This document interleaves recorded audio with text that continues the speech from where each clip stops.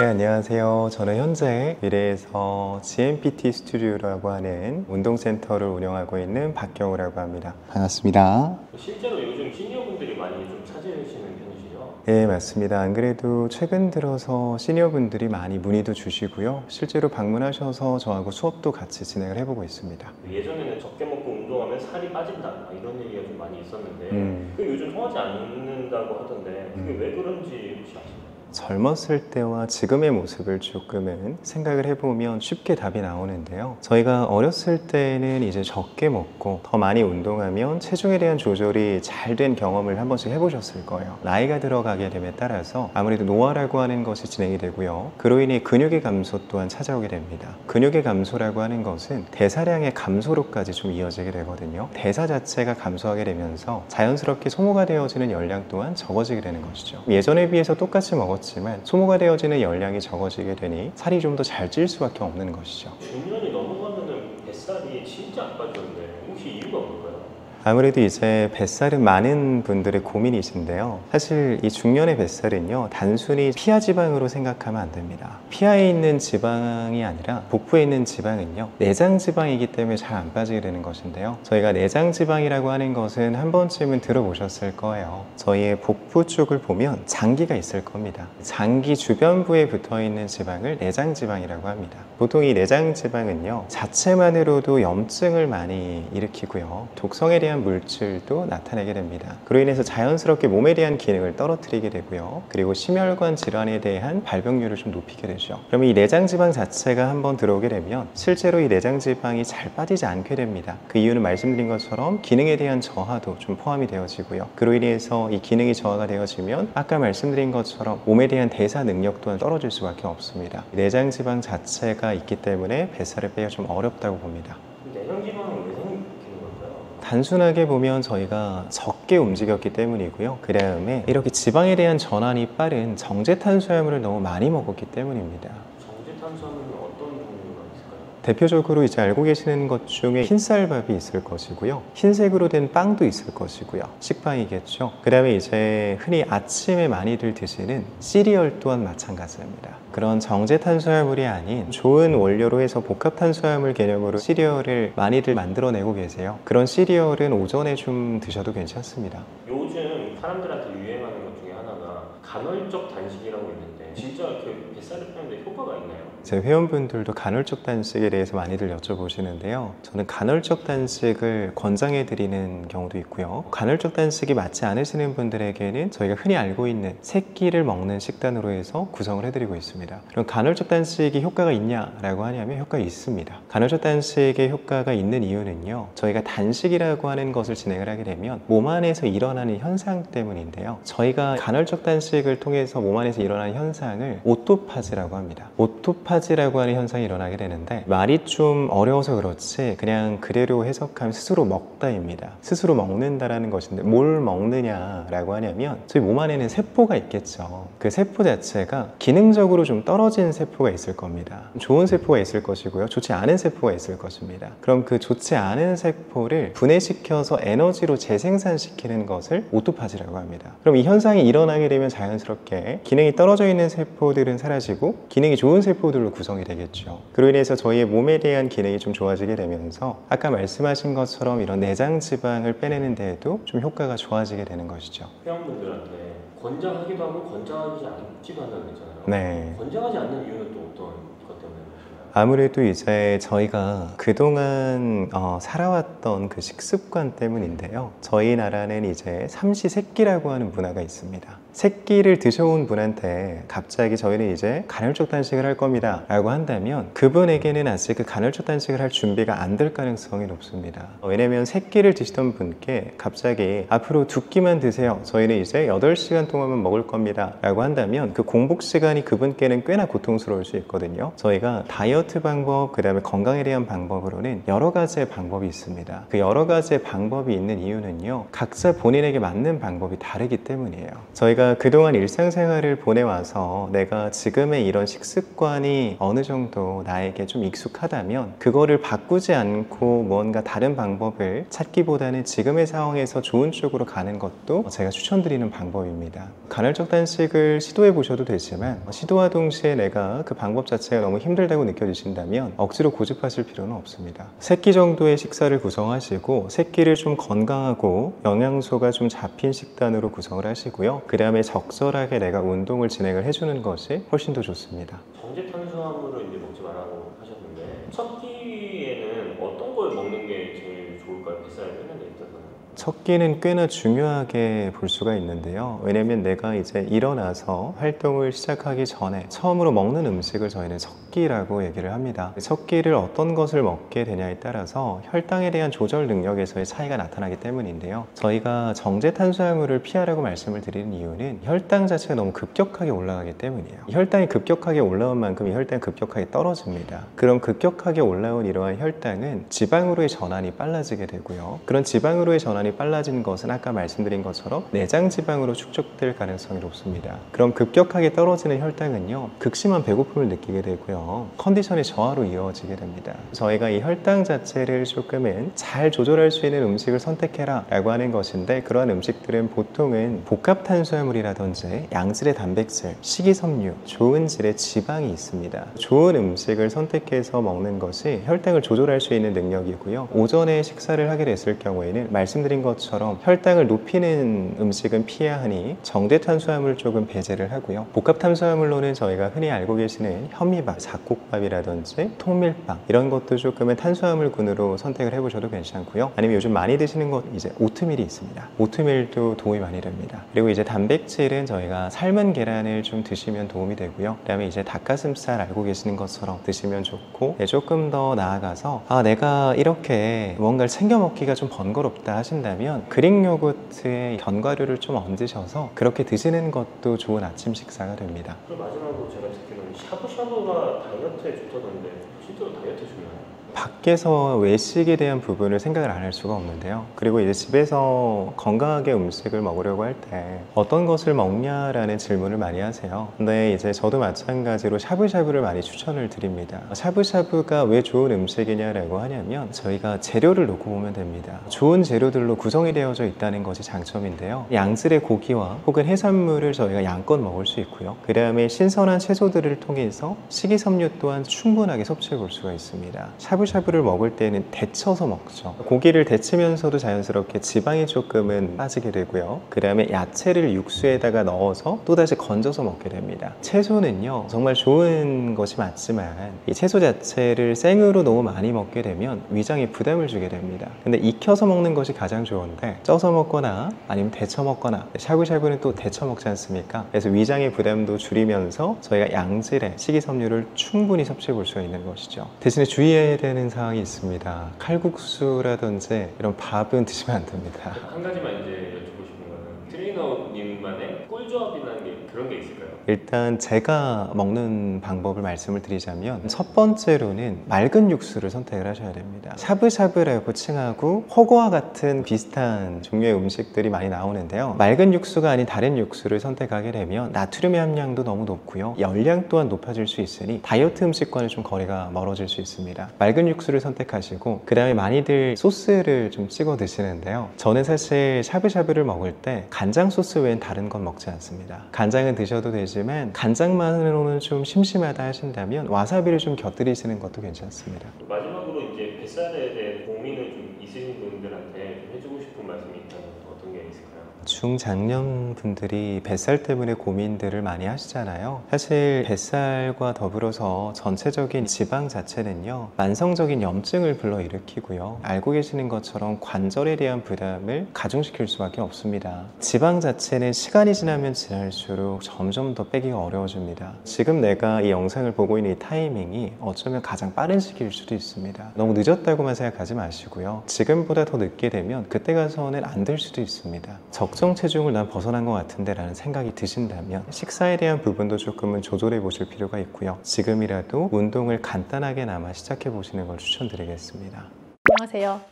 우유를 평생 안 드시다가 어느 70세, 80세 돼서 갑자기 드시는 분은 안 계실 거예요. 그죠? 네. 그래서 뭔가 우유에 대한 내가 노출되었던 마셔보았던 경험치라는 게 개개인마다 다를 수가 있는데요. 우유를 드시고 조금 불편해라고 하시는 분은 그냥 한마디로 딱 우유 먹으면 더부룩해 소화가 안 돼 라는 표현을 하시는 분들이 많으시거든요. 그래서 그런 증상이 내 개인적으로 과거에도 있었고 지금도 뭐 가끔 우유 마시면 그런 증상이 있다면, 혹은 우유가 들어간 음료, 예를 들면 라떼 이런 걸 먹었을 때 그런 증상이 있다면 그분은 우유 자체가 조금 소화하기 힘드신 분일 수도 있죠. 그러면 우유랑 함께 먹으면 네. 소화에 부담을 줄 수 있는 음식이 혹시 있을까요? 저지방, 무지방 우유가 아니고서는 우유 자체는 단백질도 되게 많고 지방 함량도 높은 음식이에요. 그래서 우유를 드실 때 무엇을 같이 먹느냐에 따라 똑같은 우유라도 소화가 오늘 좀 유독 불편한데 라는 생각을 하시게 될 수도 있는데요. 위에 머무는 시간이 긴 음식, 예를 들어서 빵이랑 우유를 같이 먹는 경우도 많잖아요. 근데 뭐 소화 기능도 이렇게 딱 썩 훌륭하지 않은 분인데 통곡물에 막 탄수화물 밀집적으로 들어있는 그런 빵이랑 우유를 같이 드시면 그 빵 자체가 위에 머무는 시간이 길단 말이죠. 그렇게 우유랑 드시게 되면 조금 힘들 수가 있어요. 그래서 지방이 너무 높은 음식도 우유랑 같이 드시면 위에서 부담이 갈 수 있고요. 단백질 함량이 너무 높은 음식도 우유랑 같이 드시면 힘들 수 있어요. 그러면 고기랑은 절대 안 어울릴 수도 있겠네요. 그렇게 생각하셔도 되죠. 우유랑 고기를 동시에 드시는 거는 소화기관 위 입장에서는 부담이 되죠. 그 부담을 줄 수 있는 것 중에 하나가 좀 가스가 찼을 때도 그럴 수 있잖아요. 그쵸. 가스가 찬다 하면 사실 이제 위의 문제라기보다는 장애 이슈인 경우가 더 많은데요. 위는 내가 음식을 입으로 섭취해서 식도를 따라 넘기고 나면 첫 번째로 만나는 소화기관이 이제 위의 역할은 강력한 위산을 분비를 해서 단백질을 소화시켜 나가는 게 이제 위의 본연의 기능이에요. 그래서 위에 체류하는 시간이 긴 음식이라는 것은 단백질 함량이 아주 높거나 혹은 지방 함량이 높은 것들이 이제 위에 체류하는 시간이 일반적으로 긴데, 그런 음식을 우유랑 같이 먹게 되면 위산의 역할이 적정하게 이루어지지 않은 상태에서 계속 위에 체류하는 시간이 길어지니까 더부룩하다라는 느낌을 갖게 되는 것이고, 우유를 찬 성질의 식품과 같이 먹었을 때는 이제 하복부에서 가스가 찬다는 느낌 받으실 수가 있죠. 그래서 그 위가 무겁고 더부룩한 거랑은 좀 살짝 다른 느낌일 수 있어요. 그 과일이랑은 조합이 괜찮아요? 과일이랑도 별반입니다. 왜냐하면 우유에 있는 성질과 우리가 예를 들어서 시트러스 계열, 뭐 신맛이 많이 나는 감귤류, 뭐 이런 거를 같이 먹게 되면 우유 자체는 그 산성 성분이랑 만났을 때 약간 유막을 형성하면서 굳는 형태를 보이게 돼요. 우리가 그걸 커드라고 부르는데, 그런 커드를 형성하게 되는 형태로 위에 머물게 되는 시간이 이제 생길 수 있는 거예요. 그래서 우유랑 산성 성질이 높은 과일은 궁합이 별로 좋지 않아요. 그리고 찬 성질을 내는 과일과 우유를 함께 먹는 것도 썩 좋지는 않습니다. 우유는 어느 것과도 좀 조합이 안 좋을 것 같은데. 잘 익은 바나나를 우리가 쉐이크를 만들 거다라고 하면 우유랑 같이 넣어서 갈아서 드시기도 하시잖아요. 네. 그건 맛도 괜찮고 또 뭐 딱히 내 소화기관을 주는 형태의 조합도 아니고요. 그 조합에 연두부를 넣어서 같이 가셔도 돼요. 그러면 연두부요? 네, 두부에 있는 단백질도 섭취하면서 아까 단백질이랑 같이 먹으면 위에 머무는 시간이 길다고 하지 않았나? 근데 이 쉐이크, 연두부라는 것으로 만들어진 쉐이크는 이미 많이 갈아진 상태, 부드러운 상태이기 때문에 위에서 뭐 그렇게 크게 분해할 일이 많이 없어서 닭고기와 우유를 같이 먹는 것처럼 내 위에 부담을 주진 않아요. 그래서 그런 류의 페어링은 나쁘지 않고, 뭐 삶은 달걀과 우유를 같이 먹는 것도 나쁘진 않습니다. 그거는 아주 과량의 단백질이나 조직이 단단하게 형성되어 있는 단백질을 먹는 것은 아니기 때문에 그런 조합도 괜찮아요. 그리고 보통 아침에 좀 네. 뭐 먹을 때 보면은 토스트, 계란 이렇게 해가지고 우유랑 같이 먹는 경우도 있잖아요. 근데 이제 흰빵을 토스트해서 드시는 경우가 이제 많으실 것 같은데, 이제 그런 흰 식빵 같은 경우는 탄수화물이 아주 밀도 있게 들어있는, 예를 들어 호밀빵 같은 거랑은 또 조금 달라요. 그래서 그거는 위 내에서 좀 부드럽게 넘어갈 수 있는 조직감이기 때문에 우유랑 같이 드셔도 크게 본인이 부담을 느끼지 않는다면 괜찮고요. 조직감이 아주 딱딱한 그런 빵이랑 우유를 아침에 드시게 되면 조금 부대낀다라는 생각이 드실 수 있죠. 보통 우유를 먹을 때 그 상식적으로 매운 음식 먹을 때도 우유를 좀 같이 먹잖아요. 자극적인 조합이죠. 그래서 매운 음식을 먹어서 내가 불편함을 느끼기 때문에 우유 혹은 쿨피스 이런 거 찾으시는 건데, 내가 매운 음식을 먹었을 때 그 자극성 자체가 내 위 점막에서 느껴진다라는 의미로 해석을 할 수가 있거든요. 그럴 때 이제 우유를 먹게 되면 약간 산성기를 중화시켜주는 형태이기 때문에 편안함을 느끼실 수 있지만, 한편으로는 뭐랄까요, 상처 난 거를 또 다른 걸로 덮는 형태이기도 한 거예요. 그래서 실제 소화의 과정에 있어서는 조금 부담을 가중시키는 행위일 수도 있어요. 근데 이것도 매운 것에 대해서 견디는 역치 자체도 개인차가 있는 것처럼, 매운 거 뒤에 우유를 먹었어. 어떤 분은 너무 괜찮죠. 우유의 효과라는 게 있을 수 있다고 생각하시지만, 어떤 분은 그렇게 드시고 나서 바로 화장실로 달려가시는 분도 있을 수 있거든요. 그래서 각자의 개인차는 분명히 존재할 수 있는 요법이죠. 그러면은 우유를 좀 건강하게 마시려면은 어떻게 마시는 게 좋을까요? 아까 이제 뭐 바나나랑 연두부를 말씀해 주신 것처럼 좀 우유를 좀 건강하게 잘 먹을 수 있는 방법이 있으면 좀 좋을까요? 일단 우유 자체를 뭐 좋아하시고 소화하시는데 크게 불편함이 없다고 하면, 저는 성장기 어린이들한테는 뭐 무지방, 저지방 선택하는 것보다 그냥 일반 흰 우유를 선택을 해서 뭐 잘 익은 바나나나 혹은 오트 그런 거를 넣어서 이제 갈아가지고 먹는 방법도 좋다고 생각하고요. 이제 그 방법이 일반 우유를 그냥 먹는 것보다 조금 더 좋겠다라고 생각을 하는 이유는, 우유 자체의 액체의 흐름성보다 바나나나 귀리를 우유와 함께 갈고 나면 좀 뻑뻑하잖아요. 그래서 목 넘김 자체가 꿀떡꿀떡 이렇게 넘어가지는 않아요. 그래서 먹는 속도도 좀 줄어들게 되고, 그래서 우유를 200ml를 마신다고 해도 그냥 일반 우유 200ml 먹는 거랑 우유 200ml를 넣어서 갈아 놓은 쉐이크를 먹는 거랑 내 위에서 우유가 들어오는 속도가 다르잖아요. 그래서 좀 소화시키는데 오히려 낫다는 생각도 들고, 또 비타민, 미네랄, 바나나에서 오는 거, 그런 거 식이섬유 같이 섭취할 수 있는 방법이기 때문에 더 좋다고 생각 들고요. 뭐 어르신들한테 추천을 드리고 싶은 방법은, 이제 식사를 하시면서 일반 밥이 잘 안 넘어가니까 뭐 죽을 드셔서 조금 부드러운 식사를 하시고 싶거나, 혹은 뭐 누룽지를 끓여서 드시거나 하는 류의 식사를 한 끼 정도 대용하시는 경우가 꽤 있단 말이에요. 근데 그런 류의 식사는 굉장히 탄수화물 편향적인 성격을 가지기가 쉬워요. 그래서 그런 식사를 뭐 한 끼 정도 드시는 분들은 죽을 끓일 때 물을 넣지 않고 우유를 넣어서 같이 끓이는 것도 괜찮아요. 그러면 조금 더 고소한 맛이 나기도 하고, 우유가 가지고 있는 영양 성분도 같이 먹을 수 있기도 하고요. 근데 이렇게 들었을 때는 뭔가 상상이 안 나는데, 우유로 죽을 만든다는 게. 타락죽이 우유로 만든 죽이잖아요. 어떻게 보면 아주 고급 음식이고, 서양 요리 중에 리조또라고 하는 것도 우유나 뭐 크림 베이스의 것들을 가지고 쌀알과 같이 끓인 거니까 비슷한 느낌일 수도 있죠. 그래서 우유를 물 대신 활용하셔서 죽을 끓이시는 것도 또 좋은 영양 밸런스를 가져갈 수 있는 방법이에요. 우유를 좀 건강하게 드시고 싶은 분들한테 마지막으로 좀 한마디 해주시면 좋을까요? 뭐 우유를 내가 여태까지 먹으면서 속 불편함 별로 없이 그냥 편안하게 즐기신 분들은 너무 차가운 우유를 공복에 드시는 극단적인 섭취 방법을 제외하고는 그냥 편하게 드셔도 좋을 것 같아요. 그런데 성장기 어린이들에게는 무지방, 저지방보다 일반 우유가 낫다라는 거는 저의 권고사항이고, 반대로 생각하면 점점 나이가 들어갈수록 저지방 우유 선택하시거나 무지방 우유 선택하시는 것도 하나의 방법일 수 있죠.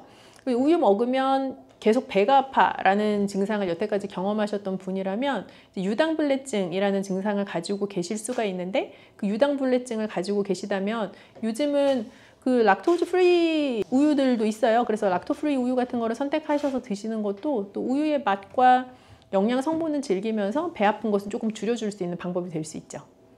우유를 먹어서 보통 배탈이 난다고 하는 건 이제 장이 좀 과민해져 가지고 설사를 하는 경우들이 많은데, 반대로 우유를 먹어서 소화가 안 된다는 사람들도 생각보다 제법 많던데. 아까 설명했던 거랑 약간 비슷한 개념이긴 한데, 우유를 먹어서 더부룩하다라는 느낌을 갖는 경우는 대부분 위에서 더부룩하다라는 느낌을 갖는 거고, 우유를 먹어서 가스가 찬다거나 뭐 설사가 난다라고 하는 경우들은 장에서 느껴지는 이제 증상인 경우가 많아서, 위와 장은 물론 연결되어 있는 하나의 튜브이기는 하지만 어떤 사람은 유독 위가 불편함을 많이 느끼고, 어떤 사람은 좀 장 트러블이 많고, 이게 각각 가지고 있는 약점들이 다르잖아요. 소화기관 내에서 이제 그런 것들에 따라 작용을 느끼는 게 좀 다르기도 하죠.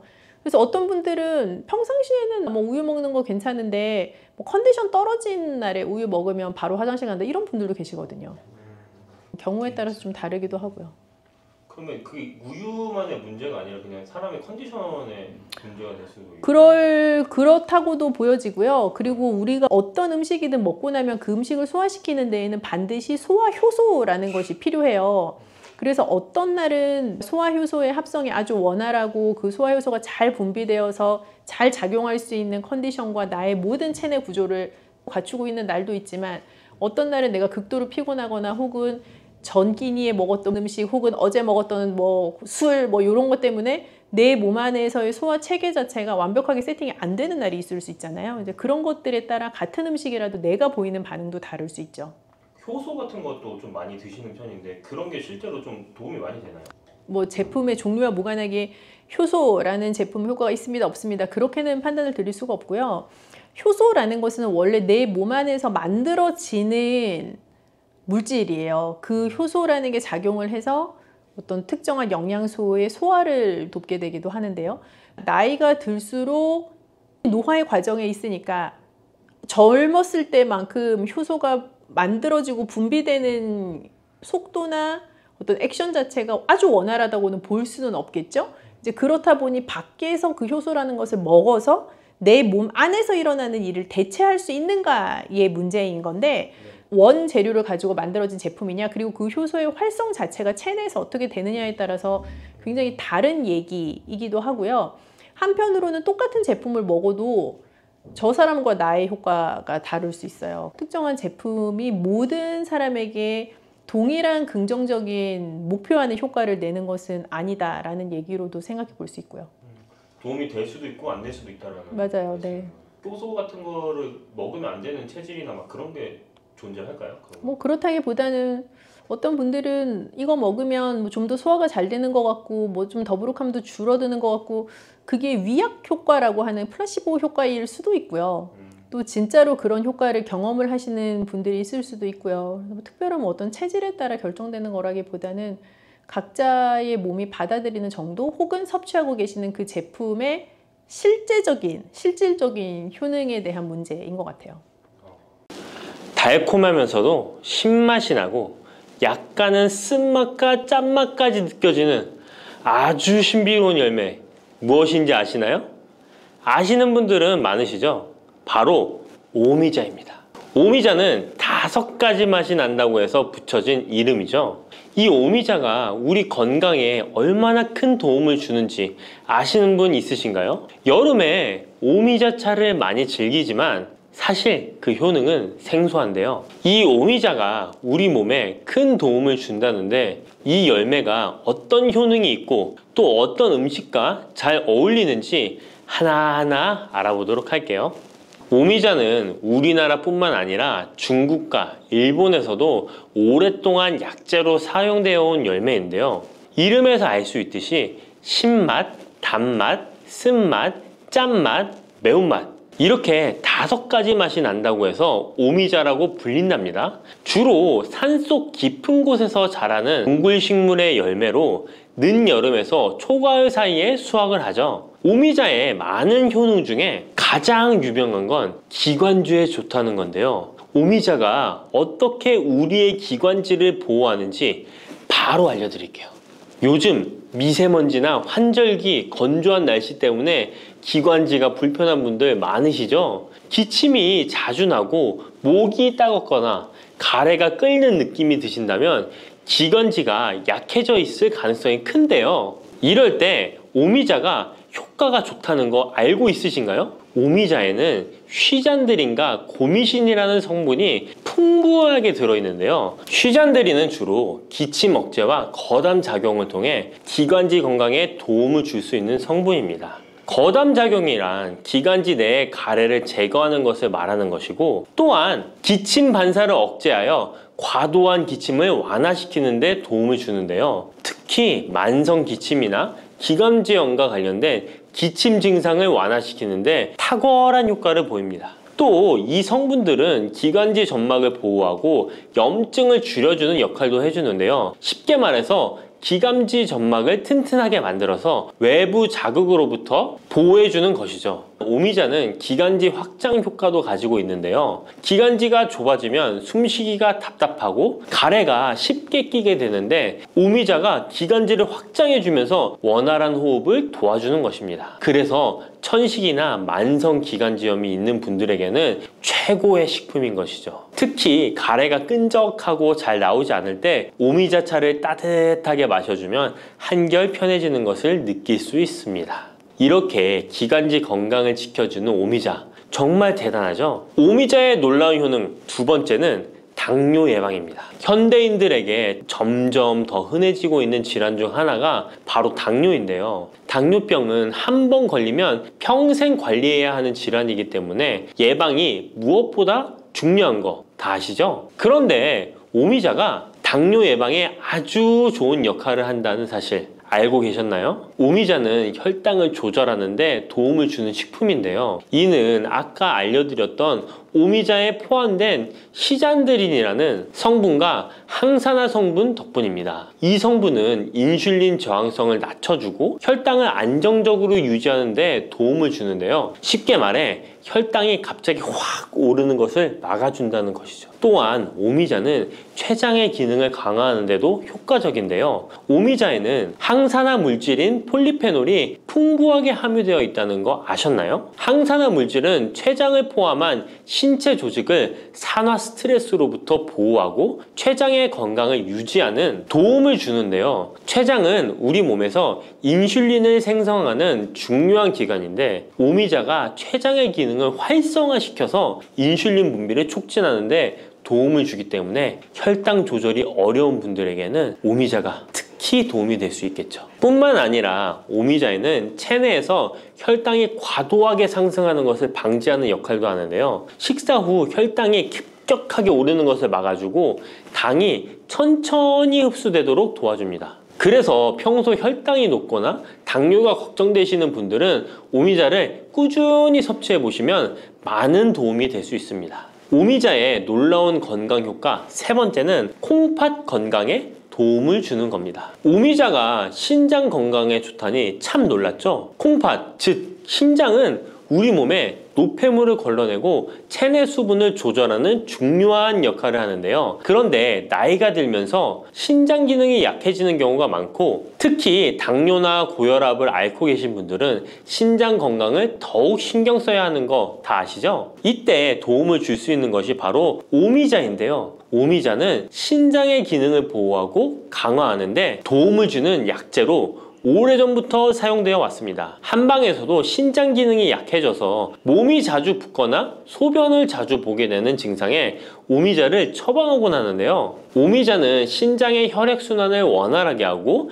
신장이 재기능을 할 수 있도록 도와줍니다. 오미자에는 고미신이라는 성분이 들어있는데요. 오미자의 고미신 A, B, N 성분은 항염 효과가 뛰어나 신장의 염증 반응을 줄이는 데 도움이 됩니다. 신장의 염증을 억제하면 단백뇨와 같은 증상이 완화될 수 있으며 또한 오미자는 이뇨작용을 촉진하여 신장이 원활하게 노폐물을 배출하도록 도와주니 신장 건강을 지키는 데 도움이 되는 것이죠. 오미자는 체내 수분 밸런스를 조절하는 데도 좋은데요. 몸이 자주 붓는다면 오미자를 꾸준히 섭취하는 것이 도움이 될 수 있습니다. 신장의 기능이 약해지면 몸속 노폐물이 원활하게 배출되지 못하고 수분이 정체되면서 부종이 생길 수 있는데요. 오미자는 이 같은 부종을 완화하는 데 효과적이니 신장 건강을 위해 오미자 꼭 드셔야겠죠. 오미자의 효능 네 번째는 면역력 강화입니다. 면역력은 우리 몸을 각종 질병으로부터 보호하는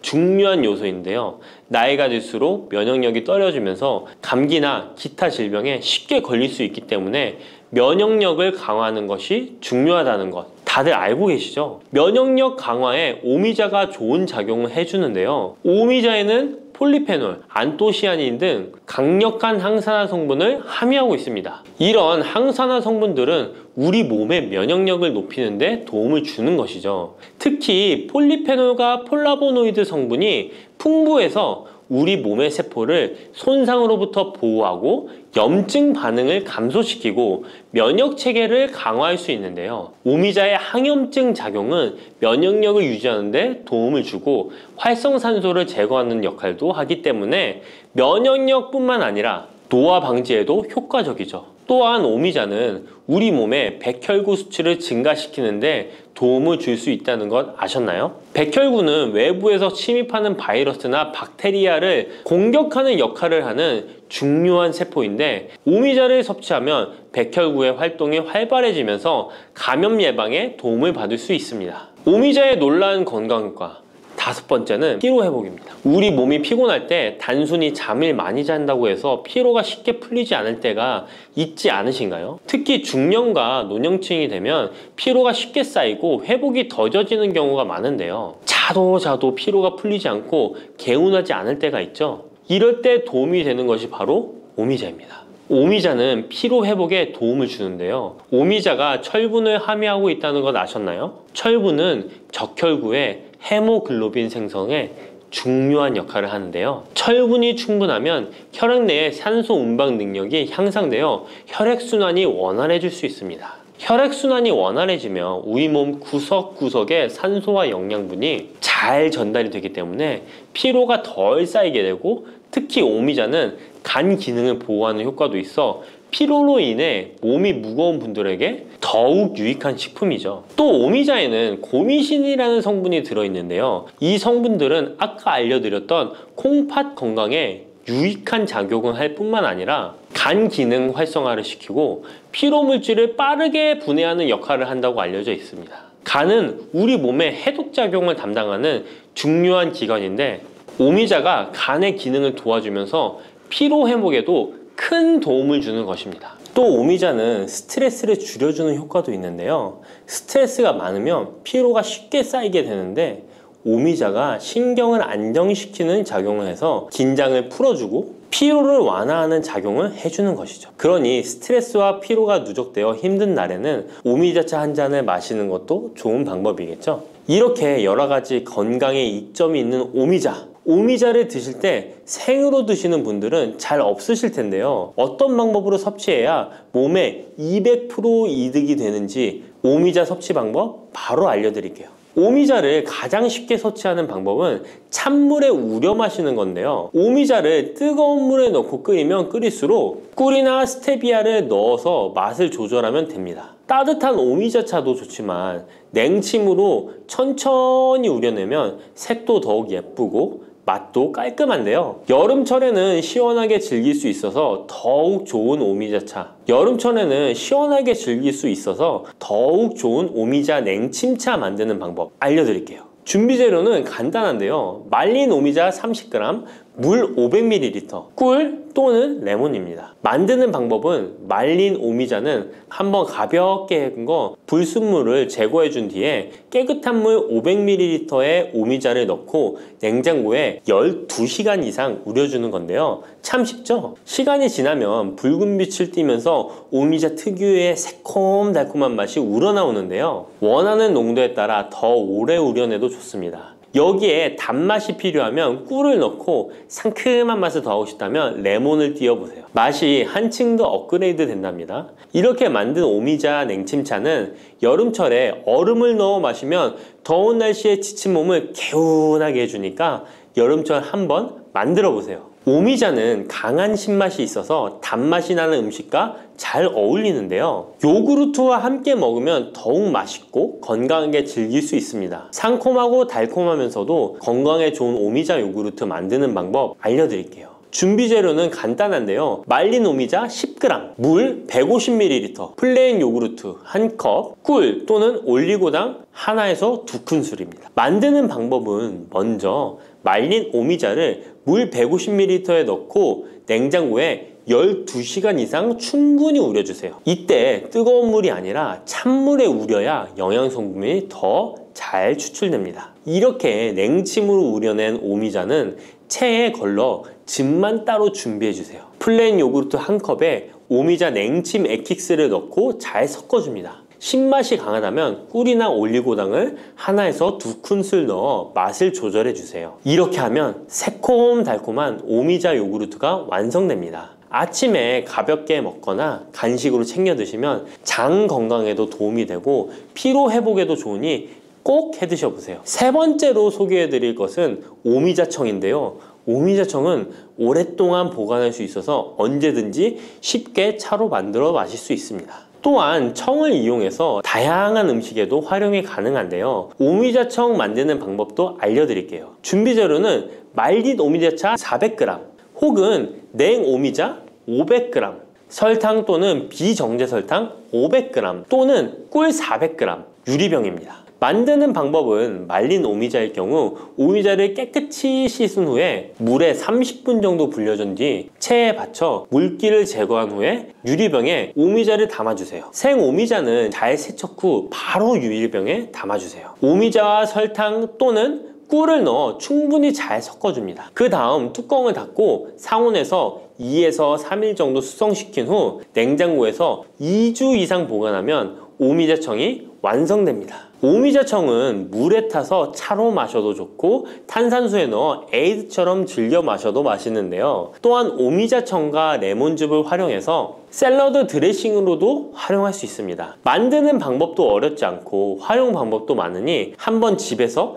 해보시는 것도 좋겠죠? 몸에 좋은 오미자차도 과하게 드시면 안 좋은데요. 오미자는 혈압을 상승시킬 수 있는 성분을 소량이지만 함유하고 있기 때문에 고혈압을 걱정하는 분들이라면 다량으로 섭취하는 것은 피하셔야 하는데요. 특히 혈압 약물이나 혈액 응고 약물을 복용 중인 분들은 오미자를 다량으로 드시게 되면 약효에 영향을 줄 수 있기 때문에 적당량 드시는 것이 좋겠습니다. 따뜻한 생강차 한 모금이 생각이 많이 나는데요. 저는 꼭 생강을 사다가 꿀을 넣은 생강청을 해놔서 자주 마시곤 합니다. 알싸한 생강차를 마시면 몸이 따뜻해지는 게 느껴지더라고요. 몸이 차신 분들은 생강이 몸을 데우는데 효과가 있다고 많이 들어보셨을 거예요. 과연 진짜 이 생강은 우리의 몸을 따뜻하게 해주는 효과가 있을까요? 또 어떤 방법으로 먹어야 효과가 좋을지 같이 알아볼게요. 생강은 다양한 건강 효능을 가지고 있어 요즘 많은 사람들이 주목하는 식품 중 하나인 거 알고 계시나요? 생강은 우리 몸에 여러 가지 유익한 성분들이 함유되어 있는데요. 그 중에서도 진저론, 쇼가올, 진저롤 성분들은 생강의 특유의 매운맛과 향을 내는 성분들이기도 합니다. 특히 이 성분들은 노년층에게도 유익한 성분이라서 건강관리에 큰 도움이 될 수 있는데요. 주목할 만한 생강의 대표적인 성분 3가지 바로 소개해 드릴게요. 생강의 첫 번째 성분은 진저론입니다. 진저론은 생강에서 가장 대표적인 활성 성분으로 생강의 매운맛과 특유의 향을 담당하고 있는데요. 진저론은 항산화 효능이 뛰어나며 세포 손상을 막아주고 노화를 예방하는 데 도움이 됩니다. 또한 진저론은 소염 작용을 가지고 있어 염증을 줄이고 통증 완화에도 효과가 있는데요. 류머티즘 관절염, 근육통, 기타 염증성 질환에 이 성분이 도움을 줄 수 있고 면역력을 증강시키는 데 중요한 역할을 해서 특히 면역력이 약해질 수 있는 노년분들에게 매우 유익한 성분입니다. 생강의 두 번째 대표 성분은 쇼가올입니다. 쇼가올은 생강을 건조하거나 가열했을 때 생기는 물질인데요. 이 성분은 항암 효과가 있다고 알려져 있어 암 예방에 효과가 있습니다. 쇼가올은 진저론보다 강력한 항염증 작용을 하는데요. 이 성분은 염증을 유발하는 물질인 프로스타글란딘의 생성을 억제하는데 매우 효과적인 것으로 밝혀졌습니다. 쇼가올은 소화기 계통에 유익한 성분으로 유명한데요. 위의 점막을 보호하고 위염을 예방하며 소화불량을 개선하는 데 유용하며 위장을 자극하여 소화를 돕고 변비를 완화하는 데 중요한 역할을 합니다. 소화 기능이 떨어지기 쉬운 노년층에게 특히 유용한 성분입니다. 생강의 세 번째 대표 성분은 진저롤입니다. 진저롤은 생강을 신선한 상태에서 섭취할 때 함유되어 있는 성분인데요. 이 진저롤은 진통 효과가 뛰어나고 항염증 작용을 통해 몸의 염증을 줄이는 데 도움을 줍니다. 이 성분은 혈액순환을 촉진하고 체온을 올려주는 효과가 있어 특히 수족냉증에 효과적입니다. 어르신분들 중 혹시 겨울만 되면 손과 발이 차신 분들이 있으신가요? 생강의 이 성분은 노년층에게 자주 겪는 손발 차가운 문제를 해결하는 데 큰 도움이 될 수 있습니다. 또한 항균과 항바이러스 성질을 가지고 있어 감염 예방에 도움을 받을 수 있으므로 호흡기 질환을 예방하고 증상을 완화하는 데 효과적인 성분입니다. 혹시 중국의 성인 공자를 아시나요? 누구든지 한 번쯤은 들어보셨을 텐데요. 공자는 살아생전에 먹는 음식도 매우 철저하게 관리했다는데요. 공자가 매 식사마다 생강을 빼놓지 않고 먹었다는 것 알고 계셨나요? 공자는 생강이 얼마나 몸에 좋은지 그 옛날부터 알고 있었던 것이죠. 공자는 73세에 생을 마감했는데 그 옛날 평균 수명을 생각하면 어마어마하게 장수를 했던 것이죠. 이렇게 건강에 좋은 생강, 생강이 왜 그렇게 좋은지, 생강이 이 우리 건강에 어떤 도움이 되는지 4가지 주요 효능을 소개해 드릴게요. 생강의 효능 첫 번째는 면역력 강화입니다. 서울대 노화연구소에서 꼽은 면역력에 좋은 식품 3가지 안에 이 생강이 포함되는 거 알고 계셨나요? 생강에는 아까 소개해드렸던 3가지 성분 진저론, 쇼가울, 진저룰이 포함되어 있어 면역력을 강화하는 데 매우 효과적입니다. 특히 항염증 효과가 뛰어나 몸의 염증을 줄여주고 면역체계가 더 강하게 작동하도록 도와주는데요. 면역력이 떨어지기 쉬운 노년층에게는 자주 섭취하는 것이 좋은 식품입니다. 생강을 꾸준히 섭취하면 감기나 각종 질병에 걸리는 확률을 낮출 수 있다는 거 잊지 마세요. 생강의 2번째 효능은 항산화 효과입니다.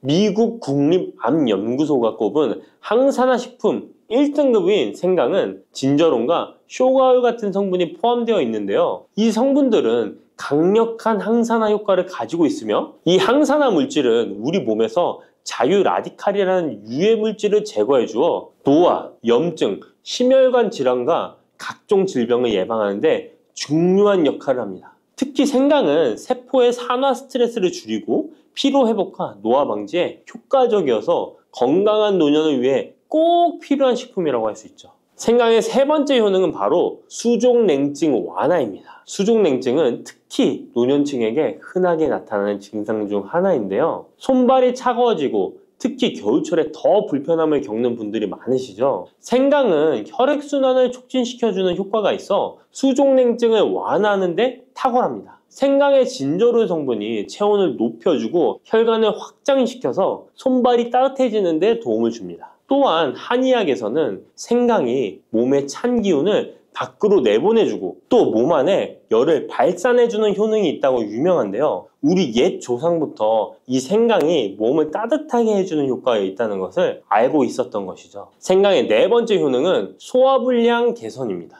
예전처럼 많이 먹지도 않았는데 속이 더부룩하신 분들 많이 계시죠. 소화불량은 나이가 들면서 자주 겪게 되는 문제인데요. 생강은 소화불량을 개선하는데 매우 효과적입니다.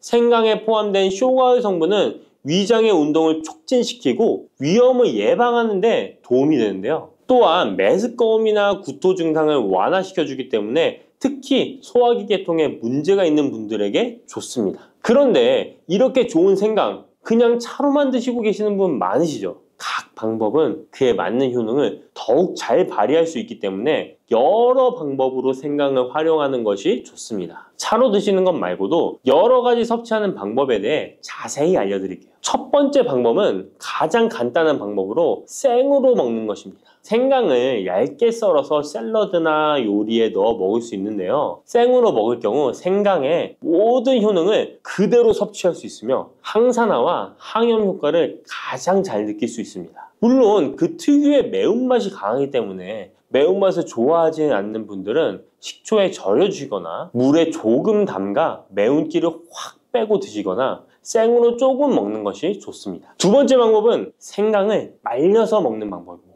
생강을 건조해서 차나 국물에 넣어 먹을 수 있는데요. 볕이 잘 들고 통풍이 잘 되는 곳에 말리셔도 되고 아니면 음식 건조기에 넣고 말리셔도 됩니다. 말린 생강은 소화 기능을 더욱 돕고 소염작용을 강화하는 데 효과적입니다. 또한 말린 생강은 장시간 보관이 가능하고 생강의 매운맛이 부드럽게 중화되어 편하게 섭취 가능한데요. 체온을 높여주는 효과가 있어 겨울철에 특히 유용합니다. 차로 끓여 마시면 몸을 따뜻하게 해주고 피로 회복에도 도움이 됩니다. 세 번째 방법은 생강을 가루로 내서 먹는 방법입니다. 생강가루는 다양한 요리에 활용할 수 있고 특히 음료나 디저트에 넣어 먹기에 좋은데요. 혹시 진저맨 쿠키라고 들어보셨나요? 크리스마스에 자주 보이는 쿠키인데요. 외국에서는 진저맨 쿠키라고 쿠키 반죽에 생강가루를 넣어 겨울철 생강을 먹기 싫어하는 아이들에게 주는데요. 이렇게 가루 형태로 만들게 되면 생강의 매운맛을 부드럽게 즐길 수 있고 물에 타서 마시거나 다양한 요리에도 넣어 드실 수 있고 또한 소화 기능을 돕고 약간의 진통 효과까지 누릴 수 있습니다. 그냥 생강만 드시게 되면 너무 맵다고 하시는 분들 있으신가요? 혹시 생강의 향이 너무 강해서 조금 옅게 드시고 싶은 분도 있으실 텐데요. 그런 분들은 주목해 주세요. 생강과 잘 어울리는 식품 몇 가지 소개해 드릴게요. 생강과 잘 어울리는 식품 첫 번째는 레몬입니다. 레몬과 생강은 궁합이 아주 좋은데요. 레몬은 비타민C가 풍부해서 면역력 강화에 도움을 주고 생강은 항산화 작용을 하는데요. 두 가지를 함께 섭취하면 서로 효과가 극대화돼서 특히 감기 예방에 탁월합니다. 또한 레몬은 소화 촉진에 도움을 주며 생강도 소화불량 개선에 뛰어난 효능이 있는데요. 이 둘을 함께 드시면 소화 기능이 개선되고 면역력 강화와 항산화 효과까지 배가 된다는 것 잊지 마세요. 생강과 레몬은 레몬 생강차나 레몬과 생강을 함께 넣은 샐러드로 드시는 것을 추천드립니다. 생강과 궁합이 좋은 식품 두 번째는 강황입니다. 강황은 생강과 함께 먹으면 항염증, 항암, 면역력 증진 효과가 매우 강력해지는데요. 강황의 주성분인 커큐민은 항염증과 항산화 작용이 뛰어나 생강의 진저론, 쇼가올, 진저롤과 함께 염증을 줄이고 세포 보호 효과를 극대화할 수 있습니다. 또한 강황은 면역력을 강화하는 데도 중요한 역할을 하는데요. 생강과 강황은 두 가지 모두 소염작용이 뛰어나기 때문에 관절염이나 염증성 질환을 앓고 있는 사람들에게 매우 뛰어난 작용을 합니다. 강황 생강차는 특히 겨울철에 체온을 올려주는 효과가 있어 겨울철 몸이 차신 분들, 수족냉증이 있으신 분들에게 추천드립니다. 생강과 같이 먹으면 좋은 식품 세 번째는 꿀입니다. 겨울철 꿀에 생강을 담가 차로 드시는 분들 많으시죠? 꿀은 생강과 함께 섭취하면 그 효능이 배가 되는데요. 꿀은 항균과 진정 효과가 있어 생강의 자극적인 맛을 부드럽게 해줄 뿐만 아니라 또한 꿀은 피로 회복해 주고 생강과 함께 먹으면 소화불량 개선에도 도움이 됩니다. 꿀 생강차는 속을 따뜻하게 해주고 위와 목을 따뜻하게 해주어 감기 증상이나 기침 완화에도 좋은 음료입니다. 이렇게 건강에 좋은 생강, 몸에 좋다고 많이 드셔도 될까요? 모든 식품은 과, 유, 불, 급인데요. 생강도 마찬가지로 적절히 섭취해야 효과가 있습니다. 또한 잘못 먹으면 몸에 해가 되는 부작용이 있을 수 있기 때문에 몇 가지 유의사항을 알아두는 것이 중요한데요. 바로 알려드릴게요. 생강을 저장할 때 대충 비닐에 보관하셨다가 곰팡이 피신 분도 있으시죠? 생강은 곰팡이가 생기지 않도록 주의해야 하는데요. 생강은 수분 함량이 많아 습기에 민감하고 곰팡이가 쉽게 생길 수 있습니다. 이때 곰팡이가 생긴 생강은 섭취하지 않도록 하세요. 생강에 핀 곰팡이는 미코톡신이라는 독소를 생성하는데요. 일부 미코톡신은 인체에 매우 유독해 간과 신장, 면역체계에 심각한 손상을 줄 수 있습니다. 생강의 일부분만 곰팡이가 생겨도 이 독이 생강 전체에 퍼질 수 있어 곰팡이 핀 생강은 아깝더라도 전체 다 버리셔야 한다는 거 잊지 마세요. 곰팡이가 피지 않도록 생강을 보관할 때는 통풍이 잘 되는 곳에 보관하고 습기가 많은 곳은 피하는 것이 좋습니다. 생강은 많은 효능을 가지고 있지만 과다 섭취할 경우 부작용이 있을 수 있는데요. 너무 많이 지나치게 먹으면 속이 쓰리거나 위염이나 위장장애를 일으킬 수 있습니다. 하루에 2에서 3g 정도로 섭취하는 것이 적당하며 위장에 민감한 분들은 조금 더 적은 양을 섭취하는 것이 좋다는 것 기억하세요.